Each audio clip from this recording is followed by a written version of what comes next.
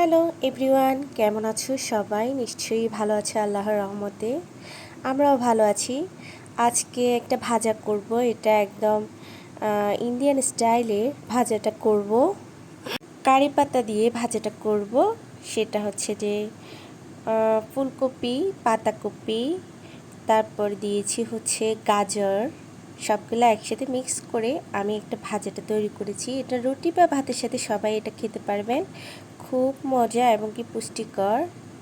আচ্ছা, কারি পাতাটা আমাদের বাংলাদেশের থেকে ইন্ডিয়ানরা একটু বেশি ইউজ করে, জানি না কেন, তবে কারি পাতার সুগন্ধটা খুব ভালো লাগে।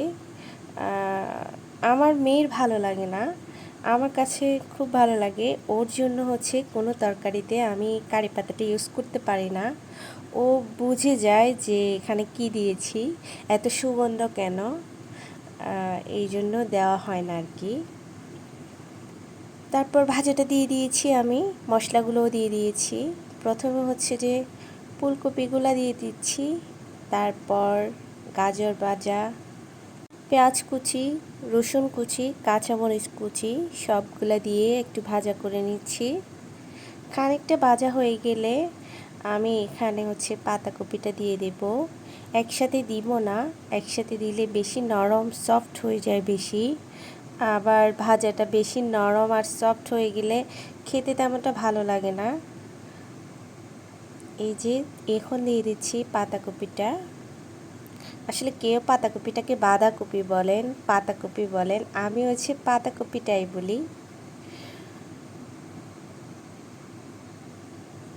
এখন শীতকাল না, তারপরও এখনও সব সবজি পাওয়া যায়, 12 মাসেই সব সবজি পাওয়া যায়।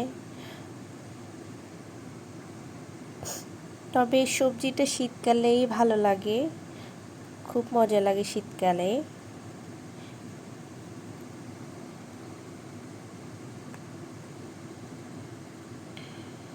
খানিকটা ঢেকে দেব আমি ঢাকনা দিয়ে, তারপর আসলাম।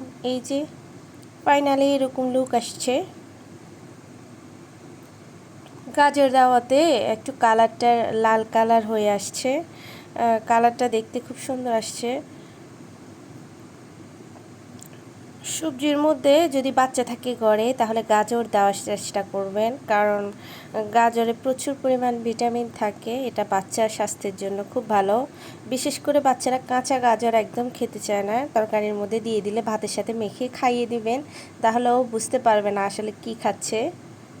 তারপর ভাজা করেছিলাম মুরগির মাংস।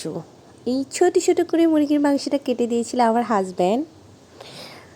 ও হচ্ছে সব কাজে আমাকে হেল্প করে, ওর জন্য অনেক অনেক দোয়া আর ভালোবাসা রইল। ওরে আল্লাহ আমার হায়াতগুলো ওরে দিয়ে দেখ, এটা আমি সবসময় দোয়া করি। আর ও যদি আমার ভিডিওটা দেখে ও খুব হাসতে হাসতে একদম শেষ হয়ে যাবে। আল্লাহ, এই যে আমি হচ্ছে মুরগির মাংসটা ভাজা করতেছি, তারপর সাথে থাকবে ডাল। আজকে এটা দিয়ে আমরা খেয়ে ফেলবো ভাত।